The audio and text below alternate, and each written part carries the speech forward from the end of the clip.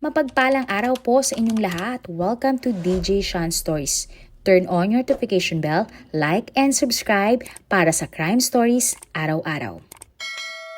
Kung ikaw ang tatanungin, halimbawa ikaw ay may kasintahan na nakatira sa malayong bansa at inaya kang pumunta sa kanyang bansa, sasama ka ba kahit na ilang araw at buwan pa lang kayong magkakilala? Ang kwento nga natin ngayon ay naging usap-usapan online dahil nga tanong ng ilan, bakit sumama ang biktima sa isang lalaking kakakilala lamang niya? At agad siyang sumama sa napakalayong bansa. Wala nang buhay, kalulos-lunos ang sinapit at nasunog. Ganyan natagpuan ng isang aso ang isang Asia na babae sa Belgium. Pero sino nga ba ang babae at bakit mula Asia nakarating siya sa Belgium na 9,000 kilometers ang layo? Ang babaeng biktima ay kinilalang si Nguyen Tin Xuan o tawagin na lang nating Nancy, 28 years old. Si Nancy ay isang Vietnamese. Nagmula ang babae sa isang simpleng pamilya at meron siyang 6 na mga kapatid. Sa magkakapatid, si Nancy ang pinakamatalino kaya sa kanya nag-focus ang kanyang mga magulang. At para nga makapag-aral si Nancy, nangutang pa ang kanyang nanay at tatay sa kanilang mga kakilala para makapag-aral si Nancy. Gusto kasi ng mga magulang ni Nancy na mag-aral siya sa ibang bansa dahil mas maganda ang kalidad ng pag-aaral ng edukasyon doon. Hindi nagtagal, nakalikom ang pamilya ni Nancy ng sapat na pera para makapag-aral ang dalaga sa Nagoya, Japan. Sa Japan, nag-aral si Nancy ng Management and Accounting, Interior Design at Bioengineering. Pero hindi sa pag-aaral nahirapan si Nancy, kundi sa mahal na pamumuhay sa Japan.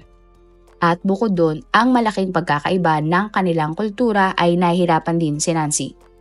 At para naman matugunan ang kanyang pag-aaral at pamumuhay sa Japan, kumuha ng iba't ibang trabaho si Nancy bilang housekeeper sa hotel, waitress sa restaurant at tindera sa supermarket.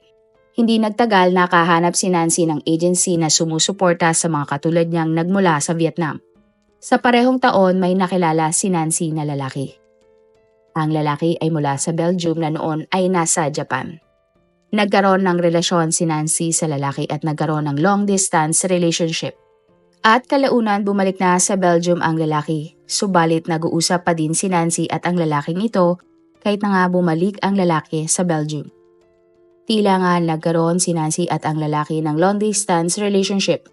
Hindi naman sumang-ayon ang mga magulang ni Nancy nang sinabi niya ang tungkol sa kanyang boyfriend na mula Belgium. Ang gusto kasi ng mga magulang ni Nancy na ang kanyang makarelasyon ay malapit lamang din sa kanilang bansa o taga-Asia din. At dahil alam ni Nancy na hindi boto ang kanyang mga magulang sa kanyang bagong boyfriend, inilihim ng dalaga sa kanila ang pagpunta niya sa Belgium na napakalayo nga mula Japan at Vietnam. November 2016 nang nakarating si Nancy sa bansang Belgium. Subalit mula noon hindi na siya nakontak pa ng kanyang tatay at ibang kapamilya. December 30, 2016 may isang lalaki ang naglalakad kasama ang kanyang aso sa gilid ng gubat sa Gulawe sa West Flanders, Belgium. Maya-maya pa, ang aso ng lalaki ay pumunta sa isang parte ng kalye. Ang hindi alam ng lalaki, isang labi na inapuyan ang nadiskubri ng aso. Hindi naman ito pinansin ng amo ng aso at inakala lamang na iyon ay labi ng isang hayop. Pero nang nasa bahay na ang lalaki, hindi mawala sa kanyang isipan ang kanyang nakita. Kaya naman December 31, 2016 nang tumawag ang lalaki sa mga pulis para i-report ang natagpuan ng kanyang aso. At nakumpirma nga ng mga pulis na labi ng isang babae ang nadiskubri ng aso. Hindi makilala ang babae dahil si tindi ng pinsala ng sunog na kanyang tinamo. At ang tanging palatandaan lamang, ang mga paa ng biktima ay may nail polish. Hindi naman natagpuan ng mga pulis ang lighter o ano pang bagay na nagdulot ng apoy. Sa konklusyon ng mga pulis, biktima ng krimen ang babae at tagad dun lamang ang gumawa nito. Dahil ang lugar kasi kung saan nakita ang labi ay sobrang liblib. Kaya naman alam na alam nito kung saan ilalagay ang labi na kanyang sinunog. Sinabi din ng mga investigador na ang biktima ay malaki ang posibilidad na Asia ng babae. May posibleng edad na mula 18 hanggang 25 years old. Wala ding nakita ang mga pulis na ID o pagkakakilanlan ng biktima maliban sa isang necklace. Mayroon ding suot na relo ang biktima na tanging nabibili lamang sa Japan. At para nga makilala ang biktima, nakipag-ugnayan ang mga pulis sa mga Asian Embassy at Immigration Office tungkol sa nawawalang babae. Subalit ng panahon na iyon, wala namang ulat na may nawawalang Asian na babae. Nagtanong-tanong na din ang mga otoridad sa mga residente sa malapit na area kung may kilala ba silang Asian na babae na doon nakatira. Pero wala silang nakuhang lead. Pati ang design ng nail polish ay pinagtanong-tanong na din ng mga pulis sa mga nail salons. Ngunit wala sa mga manicurista ang nakakatanda ng ganong design. May nakuha naman ang forensic team mula sa ilalim ng labi. Ito ay isang parte ng dyaryo na nasunog. Sa investigasyon ng mga pulis, ang dyaryo ay may date na November 21, 2016. Ibig sabihin, maaring iyon ang araw kung kailan nasawi ang biktima. At kung pagbabasihan nga ang petsa na ito, pinaniniwalaan na halos isang buwan bago natagpuan ang nasunog na labi. Pero ang impormasyon na ito ay hindi na nakatulong para makilala kung sino ang Asian na babae na biktima. February 7, 2017 nang naglabas ang mga pulis ng facial reconstruction ng biktima. Ipinakalat nila ito sa buong Belgium at nagtanong kung sino man ang nakakilala sa babae. Kasama din sa impormasyon na ipinangkalat sa publiko ay ang lahat ng bagay na naiwan ng labi ng biktima. At tinanong nga ng mga pulis ang publiko kung may napansin ba silang kakaiba ng November 20 o November 21. Nakatanggap naman ng tawag ang mga pulis mula sa isang lalaki na may karelasyon umano siyang Asian na babae. Pero sa huli, bigo na namang makakuha ng lead ang mga otoridad dahil ang babae na hinahanap ng lalaki ay buhay naman pala. At dumaan nga ang mga linggo at buwan pero nanatiling cold case ang pagkamatay ng babae. Nagkaroon naman ng usad ng kaso ng November 21, 2016. Ang Vietnamese Embassy ay kinontak ang mga pulis dahil nakatanggap sila ng sulat mula sa isang lalaki na mula Vietnam. Ayon sa sulat, ang anak na babae ng lalaki na si Nancy ay hindi na niya nakontak pa simula ng November 21, 2016. Kaya agad na nag-report ang tatay ni Nancy sa mga pulis ng Vietnam para sa pagkawala ng kanyang dalagang anak. Subalit, ang nakakalungkot, hindi masyadong nag-imbestiga ang mga pulis sa Vietnam nang nalaman nilang may karelasyon si Nancy na isang lalaki mula sa Belgium. Naniniwala sila na baka nakipagtanan si Nancy dahil nasa hustong edad na ito para mag-asawa. Kaya naman mag-isa lamang kumilos ang tatay ni Nancy para siya ay hanapin. Araw-araw nagpo-post sa Facebook ang tatay ni Nancy. Pero umabot ng 2 taon, siya ay bigo na mahanap ang kanyang anak. At dito nga biglang naalala ng tatay ni Nancy na may karelasyon pala si Nancy na lalaki mula sa Belgium. Kaya agad siyang kumontak sa Vietnamese Embassy sa Belgium. Sunod na ginawa ng mga pulis ay kinuha ang DNA ng pamilya ni Nancy. Ito ay mahalagang impormasyon para malaman kung nasaan nga si Nancy. Bukod sa DNA, binigay naman ng tatay ni Nancy ang isang cellphone na ginamit ni Nancy sa Japan pero ito ay ipinadala niya pabalik sa Vietnam. Nang panahon na ito, wala pang DNA database ang Belgium at ang kaso ni Nancy ang unang kaso na ginamitan ng DNA testing para malutas ang isang lumang kaso. At sa kabutihang palad, nalutas nga ang kaso dahil nag-match ang ibinigay ng DNA ng pamilya ni Nancy sa 10 nasunog na natagpuan. Ibig sabihin, si Nancy nga ang babaeng pinatay at inapuyan na natagpuan ng aso. At para nga mahanap ang responsable sa krimen, kinalkal ng mga pulis ang cellphone ni Nancy. Nabasa dito ng mga pulis na may isang lalaki mula Belgium na pinipilit si Nancy na magpunta sa Belgium. Tinext din ng lalaki ang tatay ni Nancy at sinabi nga na payagan na si Nancy na magpunta sa Belgium dahil masasayang ang pera na ipinangbili niya ng airline ticket. Nakita naman sa gallery ang passport at ID ng lalaking ito, pero nang suriin ng mga otoridad, peke ang pangalan na ginamit ng lalaki. Sinubukan naman ng mga pulis na tawagan ng numero pero ito ay company number. Minatch ng mga pulis ang larawan ng lalaking kausap ni Nancy sa 444 na empleyado ng kumpanya. At ang lalaki na kamukha ng larawan ay ang 29 years old na si John Van Dolehay. Si John ay ipinanganak ng 1989 sa Zonnebeke at nag-aral para maging isang electrician. Pero hindi na niya tinapos ang kanyang pag-aaral matapos makakuha ng magandang trabaho. Si John ay may girlfriend at anak na ipinanganak ng October 2016.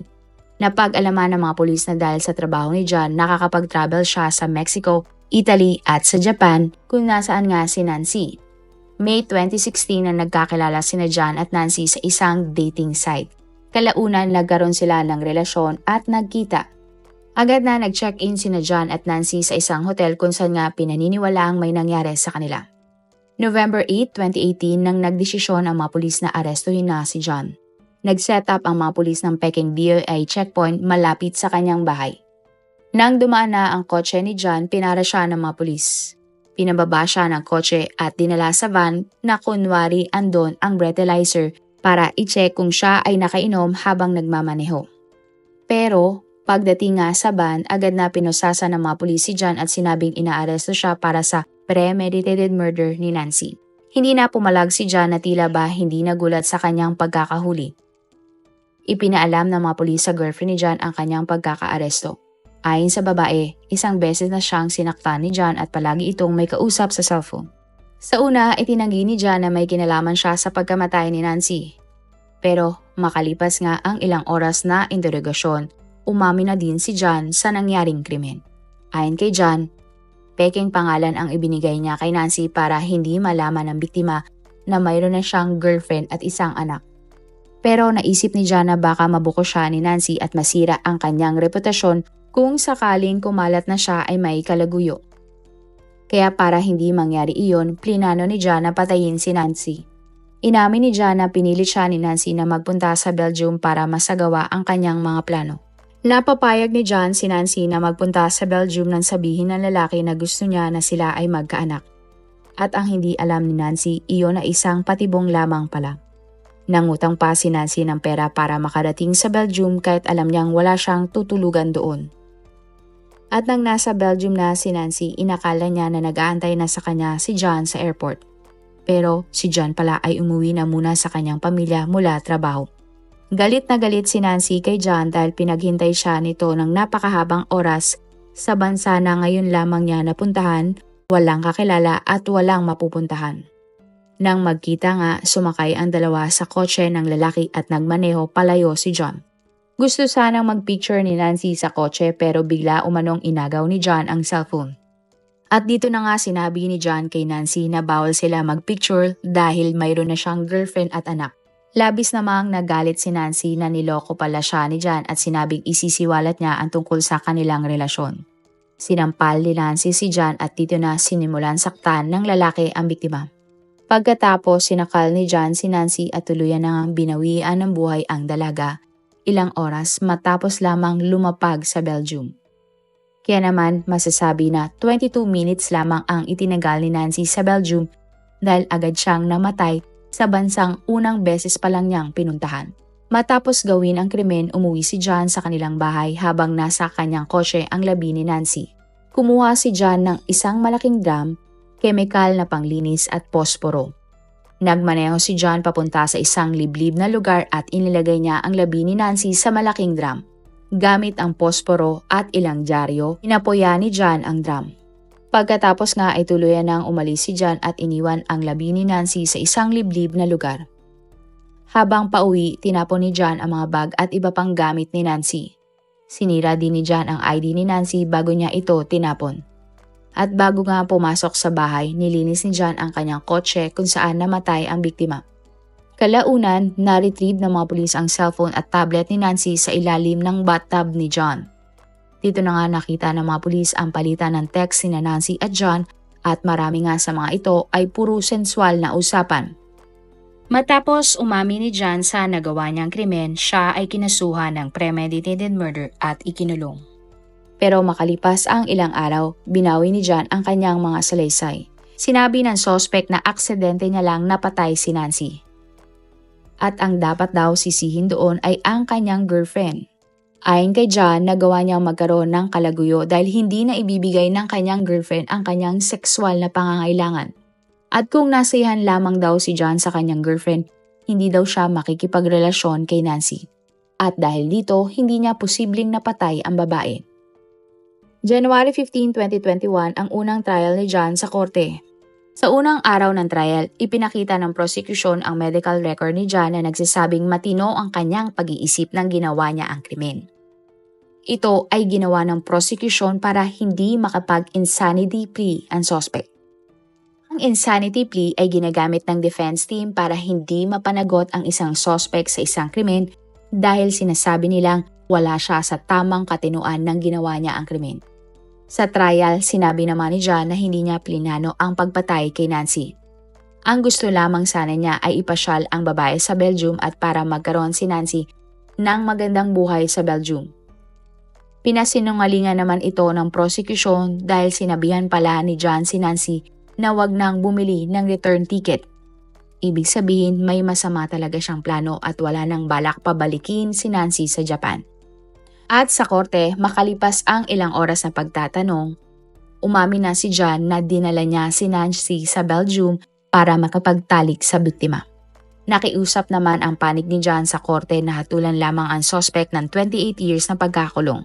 At kalaunan, si John ay napatunayang guilty sa pagpatay kay Nancy, pero sinabi ng mga judge na hindi pinagplanuhan ng suspect ang ginawa niyang krimen. Ayon sa mga judge, kailangan pa ni John na bumiyahe pa uwi para makuha ang mga bagay na kanyang ginamit para itapon at itago ang labi ng biktima. Ibig sabihin lamang daw nito, hindi alam ni John ang kanyang gagawin at maswerte na lamang na walang nakakita sa labi ni Nancy kaya isang buwan pa ito bago na-discovery. At para sa krimen na kanyang ginawa, si John ay hinatulan ng 27 years na pagkakulong. At pwede siyang makapagparol sa November 2027. Maraming tao sa Belgium ang nagustuhan ang hatol kay John pero hindi ang pamilya ni Nancy. Umaasa kasi sila na hahatulan si John ng bitay dahil sa Vietnam ay mayroong bitay. Nauwi naman sa Vietnam ang labi ni Nancy at hinatid siya sa huli niyang hantungan. Kung ikaw ang tatanungin, ano kaya ang talagang naging motibo ni John at pinatay niya si Nancy? Naniniwala ka ba na hindi niya sinasadya ang pagpatay? Pero ang nakakapagtaka, kung may plano talaga siyang patayin ang biktima, bakit pinapunta niya pa ito sa Belgium? At kung hindi naman talaga siya talagang kilala ni Nancy dahil nga peking pangalan ang kanyang ibinigay sa biktima, bakit siya natatakot na mabuko na siya ay may karelasyon? Dahil kung tutuusin kung natatakot siyang malaman ng kanyang asawa na siya ay may kalaguyo, pwede naman siyang hindi na makipag-usap kay Nancy, lalo na at si Nancy ay nasa Japan naman nakatira. Kung ikaw ang tatanungin, sasama ka ba sa isang taong kakakilala mo lamang sa social media o dating site at inaaya ka na pumunta sa kanyang bansa, mag-isa at walang return ticket? Marami pong salamat sa inyong panonood.